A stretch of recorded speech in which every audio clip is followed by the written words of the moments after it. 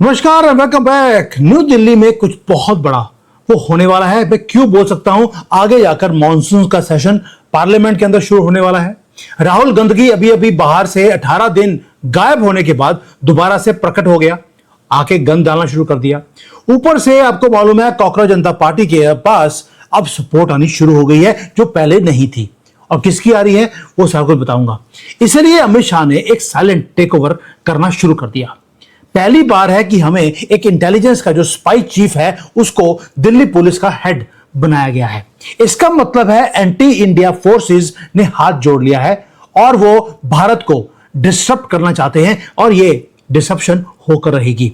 इसलिए बोल रहा हूं जो एक एक मूव है वो इंपॉर्टेंट है और अर्जेंसी अमित शाह की बताती है। कुछ उनके पास इंफॉर्मेशन है कि क्या दिल्ली में करवाने की कोशिश वो कर रहे हैं। यहां पर सीआईए, सोरोस, इवन की आईएसआई, ये सब लगे हैं कांग्रेस और हमारी ऑपोजिशन के साथ मिलकर, क्योंकि खलबली इतनी है वेस्ट बंगाल इनके हाथ से निकल गया। दोस्तों जो ये मूव है इसका मतलब क्या है? जो आर्मी चीफ कह दिया, जो पुलिस का चीफ है, इसको चेंज करने का मतलब है एक साइलेंट टेक ओवर है जो हो रही है हमारे नाक के नीचे। न्यू दिल्ली अब सिर्फ हमारा देश का कैपिटल नहीं रहा, ये ग्राउंड जीरो बन चुका है एक massive multi layered geopolitical war के लिए। हर चीज जो आप देख रहे हैं वो इंटरकनेक्टेड है। अब शुरू करते हैं कि बिगेस्ट प्रॉब्लम्स क्या है या बिगेस्ट मूव्स क्या हैं जो चेस बोर्ड के ऊपर वो चल रही हैं। अनुराग कपूर, या अनुराग कपूर नहीं, कुमार है उनका नाम, अनुराग कुमार को अपॉइंट किया गया new commissioner of Delhi police. ये कुमार है कौन? इनको पुल अप किया गया है directly from high level role of special director of intelligence bureau. आपने पिछली बार इंटेलिजेंस ब्यूरो का कोई डायरेक्टर को पुलिस का कोतवाल बनते हुए कब देखा था? रिप्लेस कर रहे हैं वो पुराने चीफ को, वो भी एब्रप्टली मैं इसलिए बोल रहा हूं क्योंकि पार्लियामेंट का मॉनसून सेशन वो शुरू होने वाला है। आप अपने टॉप टीयर इंटेलिजेंस के वेटरन को अगर आप दिल्ली पुलिस को रन करने के लिए आप बुलाते हैं, वो तभी होता है जब आपको मालूम है आप इनविजिबल फोर्सेस के साथ लड़ने वाले हैं या लड़ाई होने वाली है, तभी आपने इंटेलिजेंस के चीफ को बुलाया। दोस्तों जो गवर्नमेंट है वो गियर अप कर रही है for something massive which is going to happen in our country. मैं पहले बोल रहा हूं नवंबर 2026 जब डोनाल्ड ट्रंप अपना मिड टर्म इलेक्शंस हार जाएंगे तब तक ये गंद पड़ेगा, उसके बाद और ज्यादा गंद पड़ेगा। इसलिए अपने आप को प्रिपेयर करना गवर्नमेंट ने शुरू कर दिया। अगर आप देखें कि कौन सी फोर्सेस हैं जो अलाइन कर रही हैं आपके खिलाफ, तो आप देखेंगे इन एक्शन कुछ चीजें हैं जो फेल हो गई। कॉकरोच जनता पार्टी को खड़ा किया गया कि पूरे देश में दंगे कर रहे हैं। आपने देखा होगा 22 मिलियन 25 मिलियन फॉलोअर्स सिर्फ 3-4 दिनों में इकट्ठे किए गए। ये पेड एक्टिविस्ट थे जो पूरे पाकिस्तान बांग्लादेश में इनको दिखाया गया कि ये जो बुरा भारत, अब ये पूरे भारत के जो यूथ है वो सड़कों पे आ जाएगा। लेकिन वो प्रोजेक्ट फेल हो गया। लेकिन आप देखिए उसके बाद हुआ क्या। देखिए उनकी जो प्रोटेस्ट है उसके ऊपर कुत्ता भी वहां पर आया नहीं प्रोटेस्ट करने के लिए। लेकिन सडनली आप देखते हैं कि पॉलिटिकल ऑपोजिशन में प्राइमरीली आम जो है आम जनता पार्टी है कि कौन सी पार्टी है मुझे तो अगर उसका नाम ही समझ नहीं आया, वो जो कंजरवाल है वो वहां पे पहुंच जाता है। ये वो आदमी जो कंप्लीटली कॉम्प्रोमाइज है सीआईए और सोरोस और इवन की यही खालिस्तानियों के हाथों में, वो वहां पहुंचता है और जाके खड़े होके बोलता है कि हम आपके साथ हैं। भाई जो कॉकरोच जनता पार्टी थी उन्होंने बोला था कि हमें कोई भी पॉलिटिकल पार्टी आकर रिप्रेजेंट ना करे। अब जब कंजरवाल आया है वहां पर तो मिलकर बिरयानियां खाई हैं इन्होंने। दोस्तों ये तो हो गया पहला पार्ट। दूसरा पार्ट है जब आपका बॉलीवुड भारत का, जिनका कल्चरल इन्फ्लुएंस कोलैप्स होता जा रहा है, खान वाले जो खान थे उनकी खाने खत्म कर दी हमने, उनकी मूवीज चलती नहीं है। अब वो फेल्ड आइडियोलॉजिकल जो प्रोजेक्ट्स हैं उसको लेके आने के लिए कॉकरोच जनता पार्टी के पास सपोर्ट के लिए पहुंच गए। तीसरा देखते हैं जो कम्युनिस्ट फिगर्स हैं जैसे अरुंधति रॉय हैं, वो सडनली रीएक्टिवेट हो जाती हैं, वो वहां पे पहुंच जाती हैं वोकल वॉइस बनने के लिए, सपोर्ट करने के लिए कॉकरोचेस को। इसका मतलब है कि ये सारी फोर्सेस डिफरेंट आइडियोलॉजी वाले जब एक ही मंच के ऊपर आना शुरू हो जाएं, कुछ बड़ा होने वाला है। उसका रीजन है जियोपॉलिटिक्स सिर्फ बॉर्डर पे नहीं होती, वो इंटरनल डिस्टेबलाइजेशन के लिए भी यूज की जाती है। एनालिस्ट का मानना है कि अब एक डेंजरस प्लॉट है जो पॉइंट हो रहा है भारत के अंदर, और ये ओवरलैपिंग नेक्सस क्रिएट किया जा रहा है। विस्पर्स ये है कि जो कॉकरोच जनता पार्टी है उनको अब CIA से कंप्लीट इंटरफेरेंस मिलनी शुरू हो गई है। जो जॉर्ज सोरोस है उसका फंडिंग नेटवर्क वहां पे घुसना शुरू हो गया। ये जो आपको दिखते हैं कम्युनिस्ट, अरुंधति रॉय जैसी कमीनी लेडीज, आपको बॉलीवुड के लोग और कंजरवाल, ये जहां पे पैसा मिलता है ये वहीं पहुंचते हैं, और पैसा आ रहा है जॉर्ज सोरोस से। इसमें कोई ढकी हुई बात अब नहीं रही। तीसरा, जब कम्युनिस्ट आने शुरू हो जाए, इसका मतलब है स्ट्रेटेजिक इंटरेस्ट चाइना के वो सामने दिखते हैं। और जो पॉलिटिकल बैकिंग है वो किसकी है? आम जो ये AAP, आप वाले, आप ही नहीं पापी हैं ये लोग, इनकी ही नहीं है, कांग्रेस पार्टी की भी इनको बैकिंग है। सिर्फ ये है कि सामने नहीं आ रहे, पीछे से ये सपोर्ट कर रहे हैं। अब ये इंपॉर्टेंट क्यों है? इंपॉर्टेंट क्यों है? क्योंकि इनको अपनी जो लूज ग्राउंड है उसको रिक्लेम करना है। दोस्तों, मैं लूज ग्राउंड इसलिए बोल रहा हूं, वेस्ट बंगाल बहुत बड़ा प्ले था पूरे वर्ल्ड के जितनी भी बड़ी बड़ी ऑर्गेनाइजेशंस हैं उनके लिए, ISI हो, CIA, सोरोस, ये सभी लोग मिलकर ये चाहते थे कि वेस्ट बंगाल दोबारा से जीता जाए और वहां से ये पूरी मुहिम को भारत के अंदर स्प्रेड करें। हमने वेस्ट बंगाल को जीतकर हमने इनके सारे जो मंसूबे थे उनको डिस्ट्रॉय कर दिया। इसलिए अब इंटेलिजेंस ब्यूरो को बिठाया गया है, क्योंकि हमें मालूम है कि ये एक हार के बाद अब ये यूपी को जीतने की पूरी कोशिश करेंगे, उसके लिए ये गंद भी डालेंगे। दोस्तों, ये कोई स्पेकुलेशन की बात नहीं रही, ये शेयर कोऑर्डिनेशन है इन सारे फैक्शंस का, क्योंकि ये एक लार्जर प्लॉट ये क्रिएट कर रहे हैं। वो ये है कि भारत एक राइजिंग पावर है, उसको अंदर से डीरेल कैसे करना है।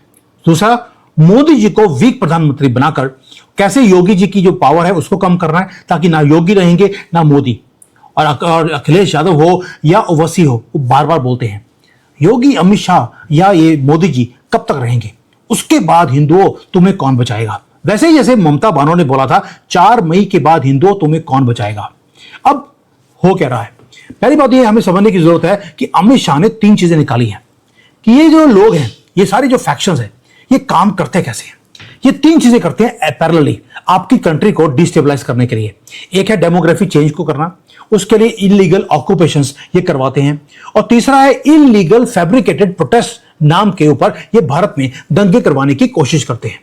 किसान आंदोलन हमने देखा, शाहीन बाग हमने देखा, अब आजकल आप कॉकरोच जनता पार्टी आप देखते हैं, वहां पे इंसान कम और वहां पे छक्के जो होते हैं, छक्कों के कॉकरोचेस, वो वहां पर खाना खिलाते हुए, आपको बिरयानियां फ्री में खिलाते हुए आपको दिखते हैं। दोस्तों, ये सारे एक्सपेरिमेंट्स हैं जो करे गए, और कहां पे करे? ये सारे के सारे जो न्यू दिल्ली का कैपिटल है, जो भारत का कैपिटल न्यू दिल्ली है, ये वहां पे करे गए ताकि कंट्री के कैपिटल को हॉस्टेज बनाया जाए। लेकिन जो रियल गेम है वो शुरू कहां से होती है? वो शुरू होती है इलीगल से। अब अमित शाह क्या कर रहे हैं? 2-3 चीजें कर दी। इंटेलिजेंस का जो हेड है वहां बैठा दिया, पुलिस का चीफ बना दिया कि अब वो इंटेलिजेंस की इंफॉर्मेशन को गैदर करेगा और इमीडिएटली इनके ऊपर क्रैकडाउन वो शुरू होगा। दूसरा, जो इमिग्रेंट है, इलीगल इमिग्रेंट्स है, उनको वेपनाइज कैसे किया जाता है वो बताता हूं आपको। जो अमित शाह की फाइल के अंदर जो चीजें निकली हैं, ये है कि कंप्लीट हैवक कैसे क्रिएट करना है न्यू दिल्ली के अंदर। पहली बात तो यह है कि इन लोगों को पहले दिल्ली में लेकर आया कंजरवाल ने एक ही काम किया। मैं केजरीवाल नहीं बोलता हूं, कंजरवाल बोलता हूं, कंजरों से कम वो नहीं है। और ये मैं क्या होता मां बहन की गालियां निकाल के बोल रहा हूं, कंजरवाल बड़े सॉफ्ट लैंग्वेज में मैंने यूज किया है। इस आदमी ने सिस्टमेटिकली पूरे आपके नेबरहुड्स जो थे दिल्ली के, उसको टेक ओवर किया। वही चीज आज पंजाब में भी हो रही है। मैं पंजाब में होकर आया हूं, मैं हैरान रह गया। आपको हर जगह पर इनकी गंदी मस्जिदों से ऊंचे ऊंचे भौंकने की आवाजें आपको सुनाई देती हैं। Sorry to use this words, मेरी लैंग्वेज नहीं है, लेकिन मुझे कई बार यूज करनी पड़ती है क्योंकि मैं जो कुछ देख के आया हूं, और हमारी गवर्नमेंट बिल्कुल चुप करके इसको होने दे रही है। दूसरी तरफ दिल्ली में क्या किया, हर गली में कुचे में आपको ये इलीगल्स बिठाए गए। वहां पर इवन के पब्लिक पार्क्स हैं, वहां पर इनको टेंट लगाए गए ताकि आप आराम से पब्लिक प्रॉपर्टीज को टेक ओवर कर लें, और ऐसा ऐसा वहां पे पक्के मकान अब बनने शुरू हो गए पब्लिक प्रॉपर्टी के ऊपर। दोस्तों, यही सेम प्लेबुक है जो ममता बानो ने वेस्ट बंगाल में करी थी, अखिलेश यादव ने उत्तर प्रदेश में करी थी, और यही चीज इवन की बिहार में और बाकी जगह पे होती रही। दोस्तों, स्ट्रेटेजी बड़ी सिंपल है कि जो इलीगल इमिग्रेंट्स है इनको फ्री पास दिया जाए, भारत में आने दिया जाए, इनको सेटल होने दिया जाए, इनको पैसे दिए जाते हैं सेटल होने के लिए, ताकि ये परमानेंट अनब्रेकेबल वोट बैंक बन जाए, और ये लोग खाना खाएंगे फ्री में बीजेपी से, घर बनाएंगे फ्री में बीजेपी से, और उसके बाद वोट करेंगे एंटी नेशनल पार्टीज को। ये एक स्ट्रैंगल होल्ड है जो पूरे रीजन को कंट्रोल करता है।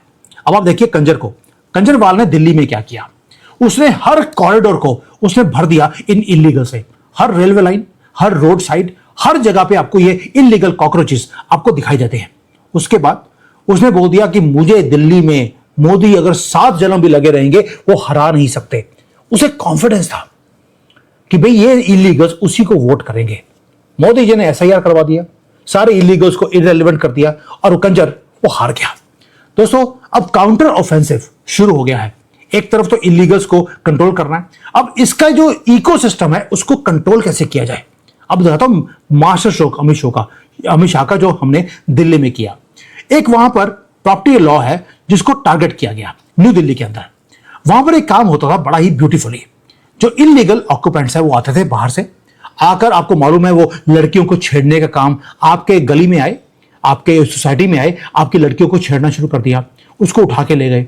और आप जब बोला कि मेरी लड़की वापस कर दो, तो इस लैंड माफिया ने या इलीगल ऑक्यूपेंट्स ने क्या किया, वो फोर्स करते थे प्रॉपर्टी ओनर को कि आप जो है प्रॉपर्टी को या एसेट को हमारे नाम पर ट्रांसफर कर दीजिए, पावर ऑफ अटॉर्नी के नाम पर।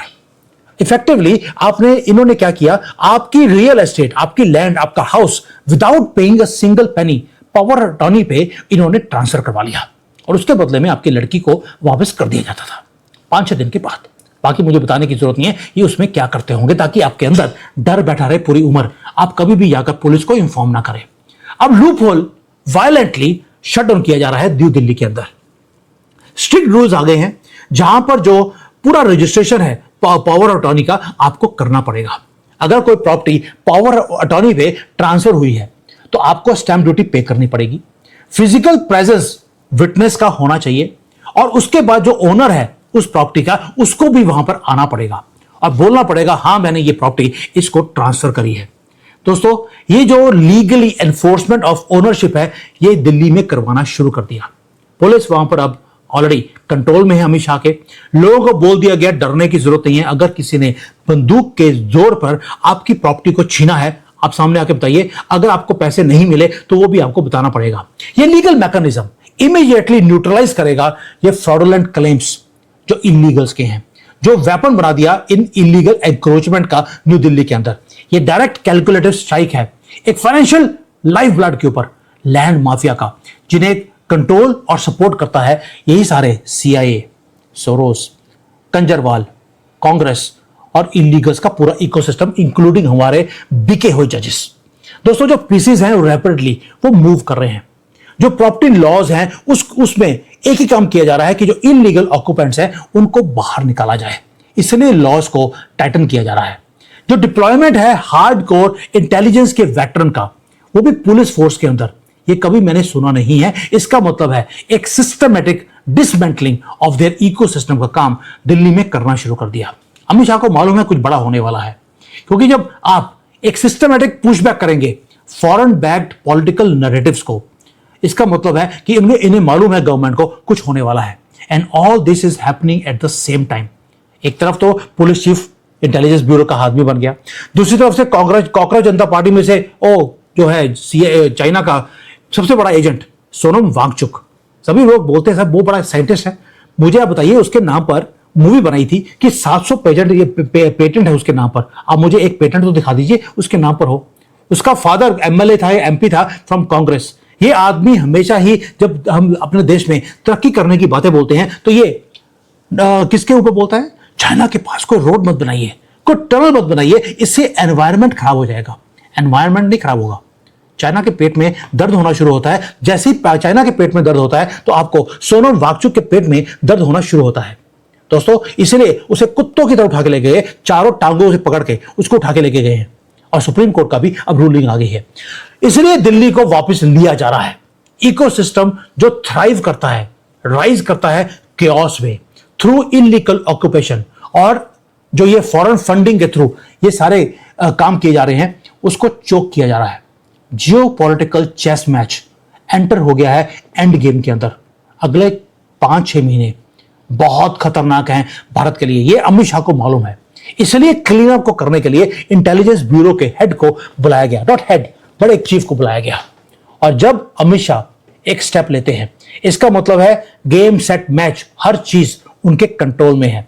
और अगर आपको अभी भी डाउट हो कि अमित शाह के कंट्रोल में चीजें हैं या नहीं है, तो प्लीज रिमेंबर करना, वेस्ट बंगाल के इलेक्शन अभी आप जीते हैं। और वेस्ट बंगाल के इलेक्शन जीतने के बाद जो पहला कॉल मोदी जी को आया वो था डोनाल्ड ट्रंप की तरफ से, कॉन्ग्रेचुलेट करने के लिए कि तुमने ये इम्पॉसिबल काम तुमने करके दिखाया। अगला काम है दिल्ली को कंप्लीटली इलीगल कॉकरोचेस से मुक्त करना।